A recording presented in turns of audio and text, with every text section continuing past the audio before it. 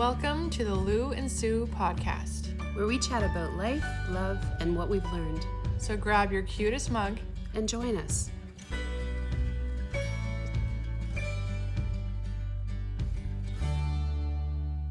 Hi. So last episode, I realized we didn't officially introduce ourselves as far as our names. So my name is Louise, aka Lou. And I'm Susan, aka Sue. Okay, now we got that out of the way. So today's the first official. I want to say, Go ahead. I don't like Lou&Sue, but it rhymes. Yeah, it rhymes, so we went with it. Yeah. We even got it in, our neon lights. So Yeah. yeah, Sorry, I do go by Lou all the time though, Yeah. so that part's easy. I'm willing to make that sacrifice for rhyming. All right. So Sue, what's our first official episode? Okay, so this episode came from, I was doing something cute for my husband. And I think I messaged Lou and I said, you know what? I would make a really good boyfriend. And so I was like, that's a good topic for us to talk about. So this episode is called If I Were a Boy. Yeah, and it's what we wish guys would know, which we would wish guys would understand. What they would do for us. I think generally, at least in our case, both of us, we're pretty simple. We don't need much, but if you give us the bit that we think should be easy to understand that you should The bare minimum? More than the bare minimum. Just because we don't need much doesn't mean that we only deserve the bare minimum, but we at least deserve the bare minimum to start. Plus, if these couple little things that we're going to talk about today, where it's just like, for us, it should be common sense. Obviously, for our men, it's not. But we want to talk about it because it's something that we talk about a lot. I feel like male common sense and female common sense are two very different yeah. Two different people, different things. But I also think that goes as far as kids' common sense would be different, right? So I think we have to understand where people are at. Different cultures' common senses would be different as well. Yeah. Exactly. Yeah. There's so much to that, and we've had this discussion many times about over our entire friendship. I don't understand. I'm like such an easygoing girl. Both of us are very easygoing. We're not, I don't even know what the word is I'm looking for, but we're not high maintenance. Not at all. And with ourselves or with our expectations of other people. So it just feels like sometimes it's like, if we're asking we ask for so little, and it's almost like that's too much. How do we navigate that? I think something that we're kind of learning now is that part of it's our own fault. I think we hope that they figure these things out, but at the same time, it's like we can't just expect them to read our minds. So I've been a big catalyst for saying, look, if I feel like I need a date, I'll say that I need a date. But after 6 years of doing that, can you just come up with one? Well, why do I have to keep asking you for it? It's so if you like flowers, okay, and I hear this a lot. Oh, she told me she doesn't need flowers or she doesn't like flowers. I still appreciate you getting me Guaranteed, some. she's not going to actually get angry at you getting her flowers. Yeah. But if I have to remind you that it's been 6 months since I've gotten flowers, or that you never give me flowers, there's a TikTok where this girl is pruning the imaginary flowers that her husband got her. I love that. It's so true. But if I have to remind you, then it really takes away from the specialness of getting the flowers. And it's not the flowers, guys. It's not about the flowers. It's the intention. It's the intention. It's the fact you had to go into a store and you were thinking about me and you were thinking about making me feel special. It's not about the flowers. I've also been told I was going to get you flowers. Yeah. But my friend said that his wife said, don't get me flowers because they die. And I remember you saying that before, so I decided not to. Okay, don't tell me that story at all, because then you just told me that you actively decided not to do something special for me. It's all about, it's not even about what you're getting me. I don't even care if it's flowers. It could be anything. But the point is that don't tell me, oh, I was going to do something nice for you and then decided not to. Yeah. Just do it, please. I just feel do like, it. And if I'm like, okay, thank you so much, but I'm not even going to tell you that. If you give me flowers, I'm going to be happy. I'm not going to say, oh, they're just flowers, they're going to die. Yeah, like I'm going to be way more appreciative than that. You'd rather regret the action of getting me flowers, right? Than regret the action of not getting me I was flowers. going to, but I decided not to. Yeah. And we're using the word flowers a lot, but again, it's not about the flowers, it's about the act, it's about the intention. I think because that's a staple, simple thing that men understand. They understand you buy women flowers. Yeah. So that's an easy That's the thing, right? typical romantic gesture, you know? Yeah. Like holding hands is one of those. Buying flowers. Doing something for your wife that you know she, or girlfriend or whatever, that you know she would appreciate, that's out of the ordinary, right? Like something that's not every day. if you always do the dishes for her, yes, it's an act of kindness, it's an act of service, but it doesn't stand out as something that you've gone above and beyond because you were thinking of her and trying to make her life either easier or be romantic or whatever. So that's the flowers part, but so what that's part of it. Yeah. And we can, and that's part of why we're not so demanding. It's like, I don't need you to buy me all of these things. Yeah. If I need something, I can buy it myself. I don't need you to, there's so many things that we can do by ourselves. Struck a chord with a lot of people. Yeah. Because we've all thought that before, you know? But if I can love me better than you can love me, is also a problem, because it's like, well, then just you tell me you love me, show me you love me. Well, we live in an age where a woman doesn't really, and I don't even like saying this, but a woman doesn't need a man in the same way that a woman needed a man in the 1800s or in the 1950s. Now we work, we make our own money in general, right? We can provide for ourselves. All of the things that we would have wanted a man in our lives for before are not necessarily the same. So there's still that opening though.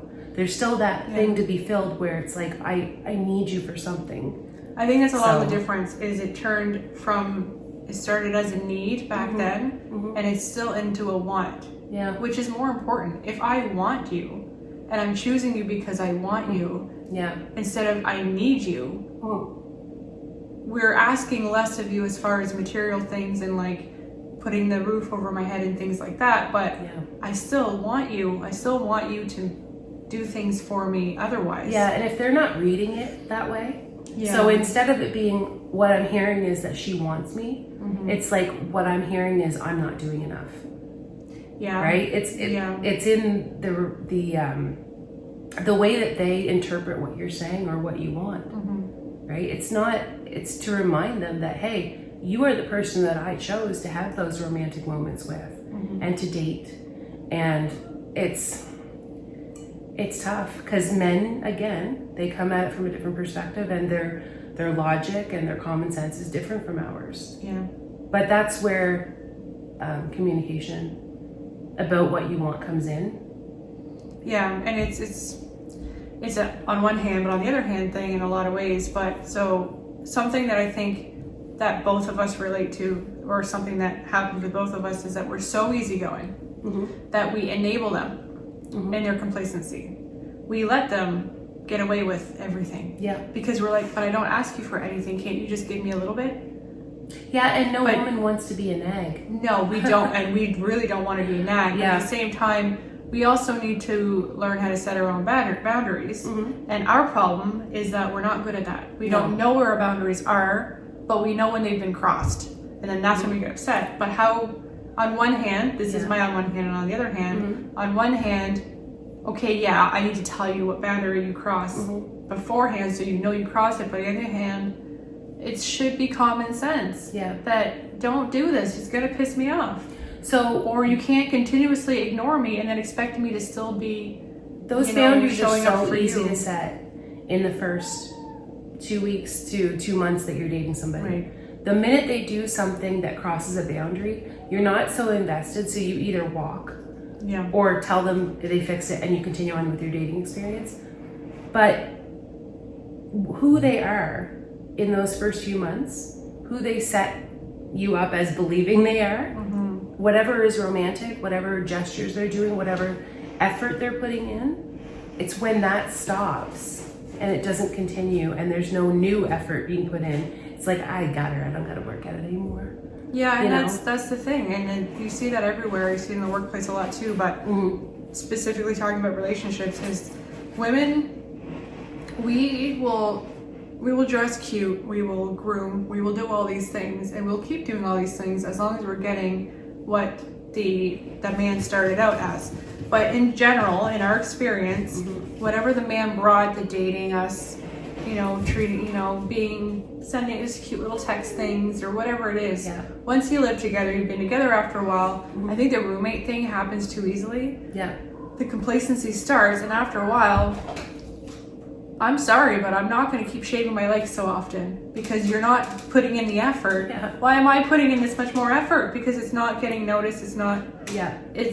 I'm not shaving my legs for my roommate. I'll give you a really clear example. So my memories over the last 2 years that have popped up on Facebook have been several times of me coming home to when we were still in the apartment, like in the first 6 months to a year of us dating.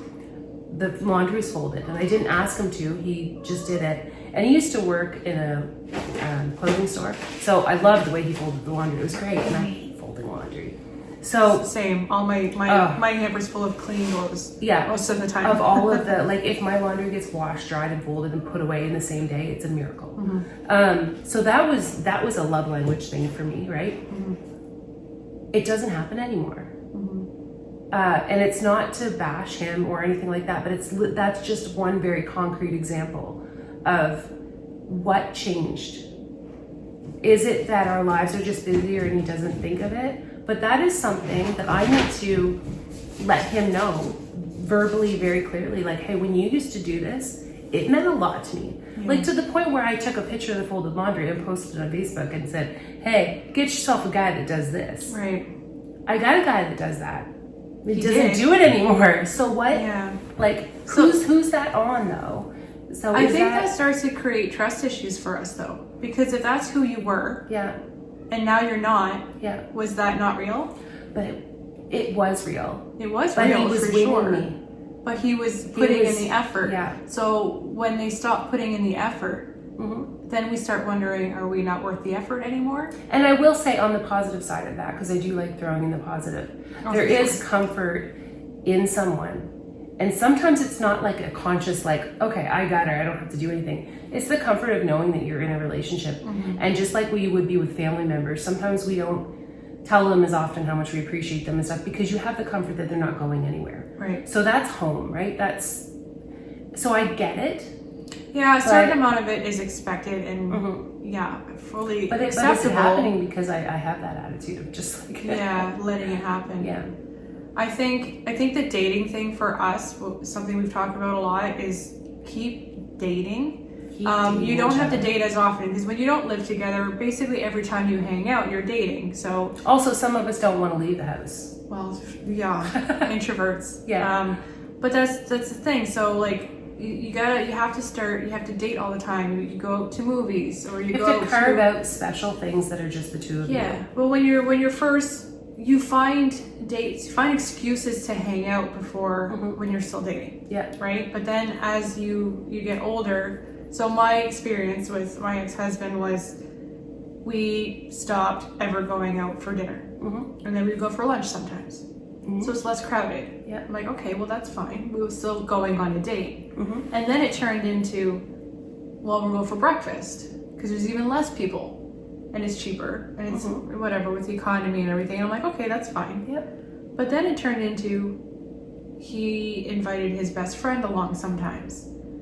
And that's not a date anymore. That's a threesome. So right, and it's definitely not.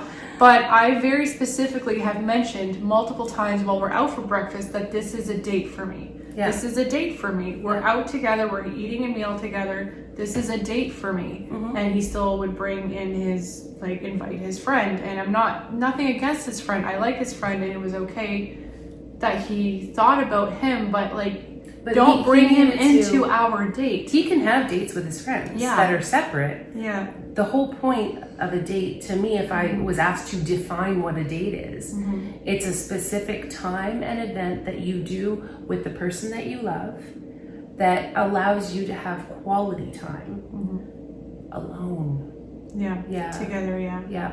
So and again, to the positive thing, right? Like, so for me, yes, it felt like a date, but for him, it definitely didn't. And I'm not saying that that's his fault. It would also be different. It was if it very. was like, hey, let's go on a double date, and his friend brought somebody. Yeah. But you have a specific thing that you guys were doing regularly, and all of a sudden, it became less of that for him, clearly, because he's involved with somebody else. I said very clearly that to me it was a date, but I don't think to him it was necessarily ever felt like a date. Maybe he didn't know what the date felt like, but that is one of those things that I for sure he didn't take it as a date, because when we split up, when we stopped going, he would still go to breakfast with his friends sometimes. But that's almost more hurtful. That's a little stingy. It's hard because, but on the other hand, I also know that to him it wasn't a date. Yeah.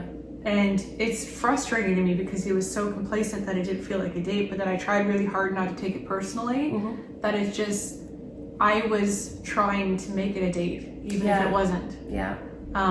Because we didn't date. We like to stay at home, so we would get takeout most of the time, and we would, maybe watch a movie, but we never even turned that into a date. That's a question I have for guys then. Yeah. Like, is dating important for you? Like, do you even care if you go on a date? Like, I'm talking about once you're in a relationship with somebody. Let's say over a year, okay? Whether you're living together or not. Do you care if you go on a date? Because I'm not talking about just spending time with somebody. I'm talking about something out of maybe the ordinary of what you would normally do. It doesn't have to cost money. It could be anything. It could be, or coming into Christmas, it could be calling the person and saying, or if you live with them, asking them like, hey, do you want to go get a tree? Do you want to go cut, or pretend we're going to get a tree? Do you want to drive around and look at the Christmas lights? Like, if we've got an artificial one, let's go, walk through. I don't know. Like, a date can be anything if it's, but I think it's the, I'm just curious. Sorry, back to that. I'm curious if they even care then. So is the dating reserved only for winning your partner? Yeah. And then is that now is not necessary anymore? Like, is that how that works? Because if that's what it is, and it's, again, like in my experience, that's what it was with my ex-husband, because once we were more comfortable with each other, like, we didn't move in together till I think 8 months, so we dated quite a bit to start. But even after a while, if he would come over, I would go to his place. We didn't do anything special. We would just kind of hang out, watch TV. So maybe then it also comes down to personality, because if I think about who you were married to, and I think about who I'm married to, as well as my exes, and I don't know, I never met your exes, so I don't know, but none of them were extremely extroverted, or were the type to like go to a concert, or like, so for me, maybe if I was dating somebody or married to somebody who was an extrovert, that would pull me out. And because I'm kind of an introvert anyway, neither one of us are really like, as far as like leaving the house for a date. Like, for me, a date, if my husband was to ask me out on a date, it would be, there's a new documentary out on Saturday. Why don't we go and get some food and come back and specifically watch that? We're going to put our phones in a different room so that our attention is really just on each other and not divided.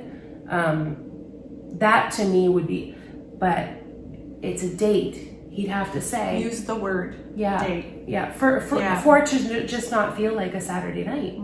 I want to know that this is a date and that you're thinking of me, and that, so yeah, I kind of went on a circle there. No, that's good, because I never really looked at it that way, but it's true. I think I'm trying to think now through my ex-boyfriends and stuff. When I was in college, or not college, but university for the 1 year, and that was different because we were in our 20s, and like we were all kind of, everybody went out, so that's different. But as adults,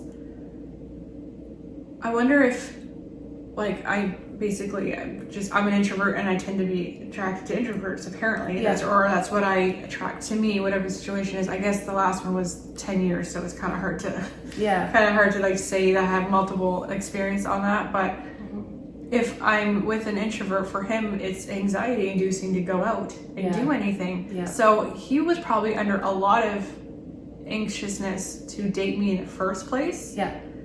To put himself out of his comfort zone, to bring me out somewhere to do these things that I now know, like knowing him, I didn't know when we first started dating, but knowing him now, that was like really out of his comfort zone. But he won me, and then again, so on one hand, did I just make it too comfortable for him? Because, like I said, for the first few years, I would tell him, okay, it's time for a date. We have to go out for supper. We have to go to a movie. We have to go do something. And I would do that, and he would do it, and it was okay. But then I got to the point after a while where it's like, I'm tired of asking. I'm also like, is it a date for you? Yeah. And I never actually asked him that. I never really gave him the opportunity to have that discussion, and I kind of wish I had now that you say that, because I really am curious. I gotta talk to some guy friends, and I want to know the guy's perspective on that, because women never want to stop being taken out, like not don't take me out in a bad way, but like take me out on a date. Right? Yeah. I like horror movies and shows like that, so that's where my brain went to. But yeah, we want to continuously be made to feel special, and that's what dating does for us. And again, we're so easygoing. It does not mean you don't need to bring me to Paris. Like, you don't need some fancy although anything. if you wanted to, I'm not going to say no. But there's definitely guys out there that like to.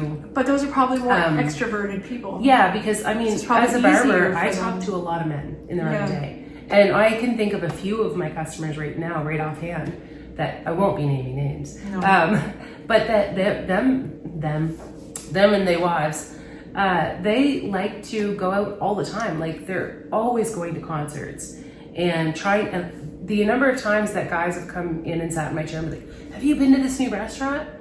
And I say, no, but I don't really want to go. My husband is a fantastic cook. When we go out and we spend $100 at a restaurant, which now is a minimal bill, all I can think is I could have bought the groceries, my husband could have cooked it, it would have been better at home, and it would have been cheaper. So, but having said that, there's definitely men out there, and I have customers from 2 years old to 92 years old. So in all different age brackets that do go out and, they do the concert thing, or they go to the movies, or they, plan trips and things like that. And so I think every couple is different, dynamic is different. If you mix an extrovert with an introvert, it's going to be different. If you're both introverts, if you're both extroverts. So, but finding that balance in your individual relationship is what's important. And again, that comes down to the communication between you and your partner, and what you guys are okay with and what you're not. But because the dynamic shifts throughout the time while you're dating, and then also once you live together, my mom is 75, and my father passed away in 2021, and she has a boyfriend. We're just friends, Sue. It's her boyfriend. And don't kill me, Mom. And they go out for coffee, and it's like a planned thing. Like, they live in separate apartments, and he'll call her up and say, would you want to go out for coffee? And they've been seeing each other for, they got married in April, almost a year now. And he makes an effort to invite her to do things that are within his comfort zone. And when they both have free time, because they both have things going on. But again, it's a date because it's special, carved out time, and he has to make the effort to invite her. He's not just going to show up and expect her to go without, So, I think part of it is once you get to know each other, especially you get to the point where you're living together, you know each other, and you know the little things that makes the other person happy. So, shouldn't it be easier to do then? Well, that's what I'm thinking. Almost anything can be a date. You can call almost anything a date. So this is something that my husband and I did a lot, is especially Halloween, we would go around and look at the decorations and things like that. Look at the lights. I don't know if we did it at Christmas time. I don't think we did, but it's things like that, right? So all you're doing is spending a little bit of gas. Maybe you get a coffee or something while you're driving, but we both really enjoyed it, and it didn't cost us anything, and we just drove around and enjoyed it. And usually we talked about it afterwards too, and it was, mind you, we didn't ever decorate a home, but it was something so simple that we both liked, that didn't put either one of us out of our comfort zone, and it was a nice little thing to do. So, but I kind of wish it would have been titled a date, and it's one of those things where it's maybe it's stupid on one hand, and I'm sure a lot of men, this is what they have an issue with women. It's like, why wasn't that good enough? It is good enough. But if you call it a date, it's just that much more elevated. Yeah. It's that much better. And it's like, I'm going to take you on a date. Let's go put your coat on. We're going to go grab a coffee and we're going to go drive around. Use the word date. And then it's like, I'm like, oh, I'm special. That this makes is great. me think of like, one of the things that we talked about as one of our potential subjects is like the idea of how Hollywood, since we were little in movies, has set up this idea of what dating looks like, relationships look like, romance looks like, which we want to make a topic in one of our future. Yeah. We have lots to talk about on that. So, Yeah. yeah. But I think that is part of it though, right? Like how we want things to look from our point of view as far as romance goes, and making it a date, you know, even down to like having the hot chocolate. It sounds like a Hallmark movie. And that's the thing. You know? That's exactly the point. Like, and all of these movies and like fairy tales are, the man is catering to the woman. We don't really know anything about the man. Yeah. But is that, so this is the chicken and egg thing, okay? So do we feel that way because we see that in the movies? Or is that in the movies because that's how women feel? And that's why it appeals to us. But then like, we talk about a recipe for a romance movie, right? You know. But when women needed men back in the day, was there like a transition afterwards there when maybe the dating was better? And then this modern world, our dating. But courting goes back to... Yeah, that's what I'm saying. Courting was around a long time, but our dating looks so much different nowadays than it ever used to. Because it's not just a man having the funds to be able to take the woman out, buy her things or buy her dinner or whatever, and the women just didn't have that. Well, but now we have that. So we also have the, well, am I paying or you're paying? And then like, there's a whole, it's so like, complicated. We've made it very complicated. Yeah. And back in those days, I mean, you had to win the girl's family over. Yeah. And sometimes the courting would go on for a really long time, and you certainly weren't going to be like, you know, being in the same, you know, there was no Netflix and chill at the end of the day. No. You would drop her off and be very polite and respectful, and that would go on till basically, I think, probably till the father said, okay, you can marry my daughter, and then she moves from mom and dad's house into their house together. Yeah. And then I can already see people commenting below, and then what happened? Once they were married, she was like barefoot and pregnant. But, you know, maybe that gave them time to develop that really strong foundation for the relationship without anything else complicating it, you know? And so I mean, we're talking about a very different time too, where now we have all the luxuries, right? We don't have to spend all day cooking a meal like they would have back then. We have more free time to worry about whether or not we have a date, right? Yeah. I mean, everything's changed so much. But yeah, I know. We're I have a cold too, so I'm really grateful that I haven't had a coughing fit yet. Yeah, it's been good. If the water, this I think, sounds horrible, I apologize in advance. But yeah, so one of the things that I was thinking about this morning while I was getting ready to come here was, I feel like for a man, if there was, so you know when you have a checklist before you leave the house or before you go to work, do I have my watch? Do I have my phone? Do I have my lunch? Did I turn off the stove? Did I turn off my flat iron? All those things, did I brush my teeth? Yeah. Like if you go through the checklist to make sure that you are doing what you need to be doing and that you're prepared for the day and that everything goes smoothly, right? So in the same respect, if a man was of that same mentality when it came to his spouse or his girlfriend or whatever, kind of in line with the acts of, or the love languages, which are, and I have to write it down because my memory's horrible, but acts of service, receiving gifts, quality time, words of affirmation, and physical touch. They say that everybody is a little bit of everything, like all of them, but most people have one that's more like dominant. But if you went through that mental checklist of, today, did I do these things for her?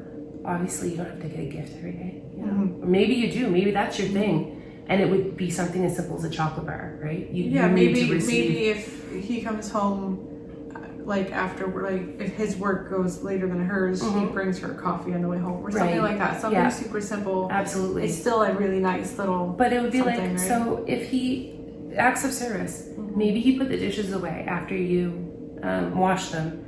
Receiving gifts, he brought you a coffee.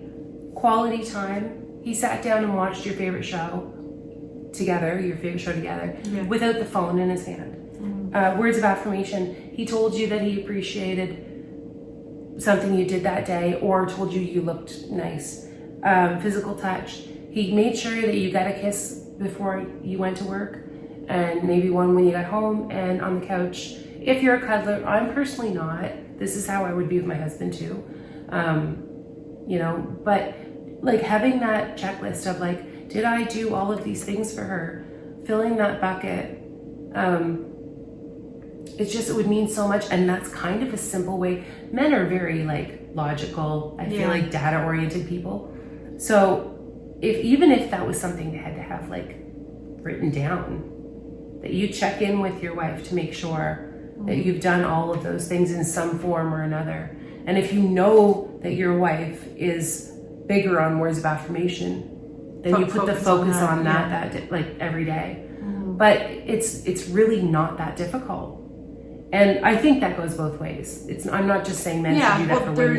It also goes both ways as what you like to receive and then what you personally like to give. Yeah. So it's different for everybody, but when you're talking about physical touch, for me, it's something that came up. I'm used to growing up. This is like my parents. My dad always did the just kind of touch the arm thing, and I grew up seeing that. And I always kind of liked that. I'm like, you're just passing by or whatever, and it's just like I'm recognizing you. Yeah. I'm just like. And I'm here walking by. If you're a hugger, But my experience with my ex-husband, I'm gonna go back and forth saying husband and ex-husband just because I'm still not used to this. Yeah. He did it in a more teenager way. Like he would poke my butt. Every guy should poke his wife's butt. To a certain extent, that's nice. Yes. But I don't want to be teenagers. Oh yeah, I see what you're saying. I want you. I thought you really. Use your whole hand on my back. That's nice. That to me is super affection. This isn't I'm gonna poke your butt. I get what you're saying. You know what I mean? So there's times and places for go ahead and be a teenager as far as that goes. That's fine. But as a normal everyday thing, I saw there was a TikTok video or Instagram video or something like that where it was if she's telling you that there's a certain way that she wants you to touch her, and you're not doing it that way, for me, which by the way takes a lot for us to say that out loud too sometimes. Yes, that's a whole other conversation. Yeah. But if I'm coming, and I've told them this before, where it's that's what I prefer. I like to do the more firm whole hand, I don't know, go in more confidently instead of I'm gonna poke you. Just go the whole touch me with your whole hand thing. If that's what I want. If that's what I'm saying that I want, and you're coming back as a playful all the time, and to you it's what you want it to lead into sex. Sex is so emotional for us. Yeah. I want to feel that trust, that comfort, that security, and to me that's what the whole hand thing does, as opposed to the playfulness all the time. Playfulness is great if I have all that security. If I don't, if I feel oh, it started. Excuse me. I'm sorry. If I feel you're only playful, that's not what the relationship. But that again, that's the filling the bucket, right? Yeah. And we've talked about this before, where it's if you find that your girlfriend or your wife is freaking out over something small, you not. Just one example, okay? But you not putting the toothpaste cover back on the toothpaste. Chances are it's not about the toothpaste. There's something lacking, that her bucket is not full, because if she feels loved and everything is good in your relationship, trust me when I say she is not going to be upset about the toothpaste. No. Unless she is crazy OCD, and that's just it. There is different, but I've always said that about the whole thing about putting the toilet seat down. If normally it takes less effort for me to just put it down myself than to complain about it. Yeah, choose your battles, right? However, if there is a long list of things that I'm already putting up with, that might be, you know, what do they say? The like straw just the straw, right? back. Like, and that's the thing with us. Like, if you are filling up our cup, everything else is so minor, and it's not a big deal, and we'll let it go. But if we're already letting everything go, we get to a point where it's like, I got nothing. I got nothing to give you anymore. You're not filling me up with anything. All of a sudden, I'm mad at everything.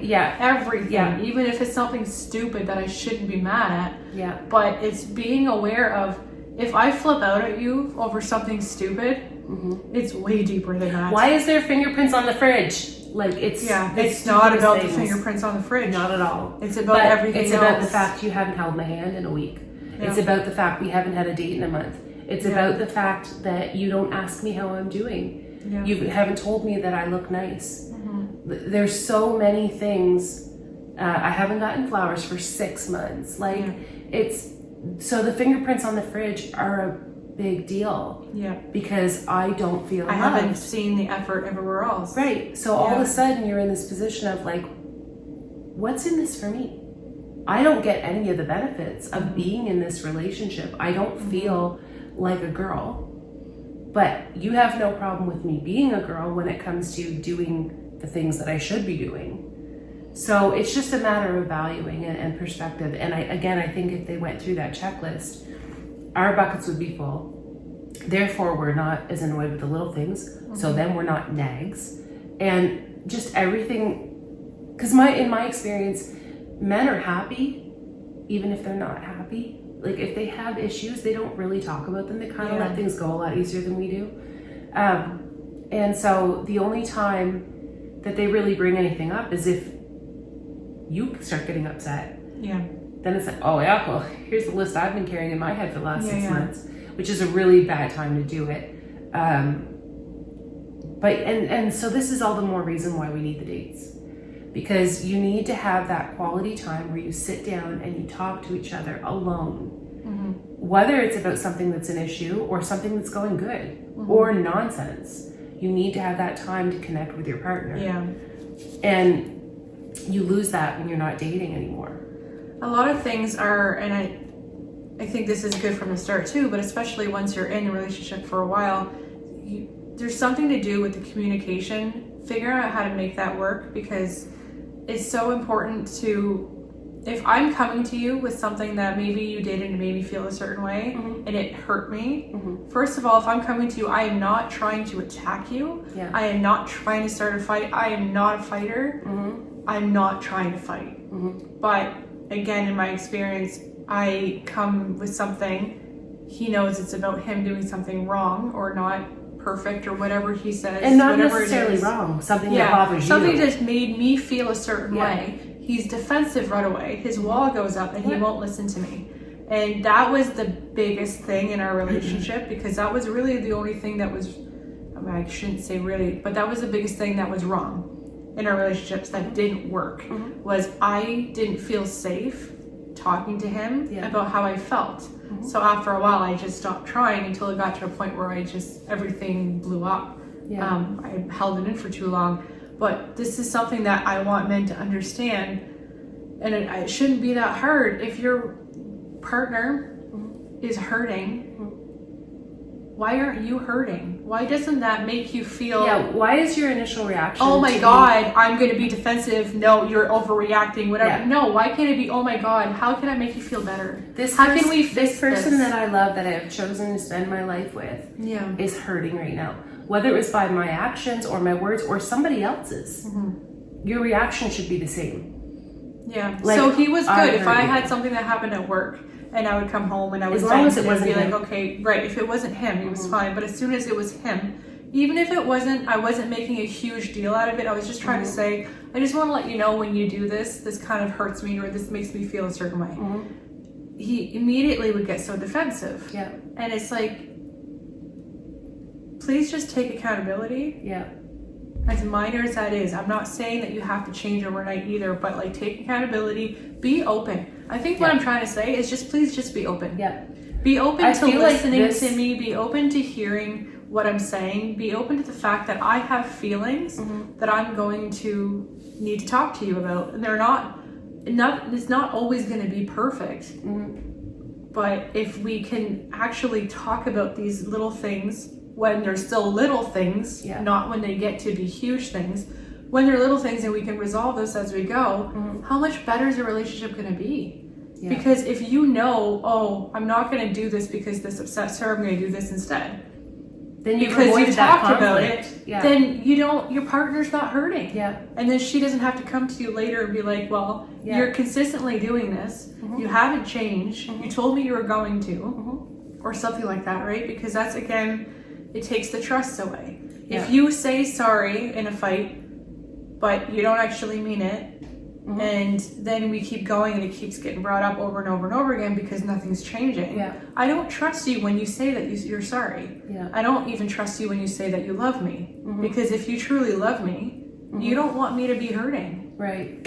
So it's one of those things that they all kind of lead together. And I feel like all of these things should start at the beginning of the relationship, so nothing gets built up. Then that's the thing, is that it can blow up and become something bigger than, because if I come to you with something that's upset me, and you come back to me with defensiveness and anger, then all of a sudden, not only am I still upset about the initial thing, but now I'm also on top of that. It's compiled with, now I don't feel safe, and now I'm upset that you haven't heard me.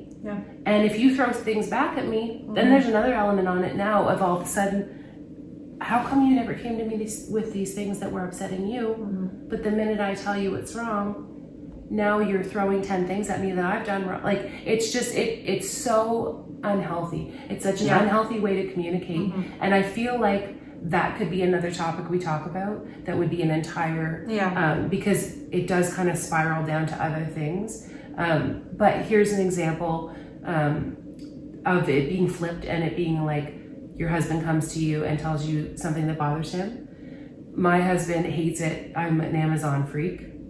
I have Amazon packages coming to the house nonstop, everything from like my body wash, so it's all the time. And he hates it when I just throw the box like somewhere. He's like, can you break the boxes down? So I bought myself an aesthetic little box cutter, because if you're going to do it, it's got to be cute. And I said, yeah, absolutely. And I didn't get defensive. Well, listen, I just did it. I just started doing it. It's a lot easier for me just to do it than, and I feel like that's all it needs to be. It doesn't have to be. If I came to him, or if he came to me with that, and my back got up and I was offended, and where would be the productivity in that? So I don't know. Maybe, I don't know if that's a woman-man thing or if that's just us. But I've watched enough videos about the defensive reaction in a relationship to know, I don't think it is just us. I think it is that whole, it's definitely common enough. Stems back to a little boy getting in trouble with his parents.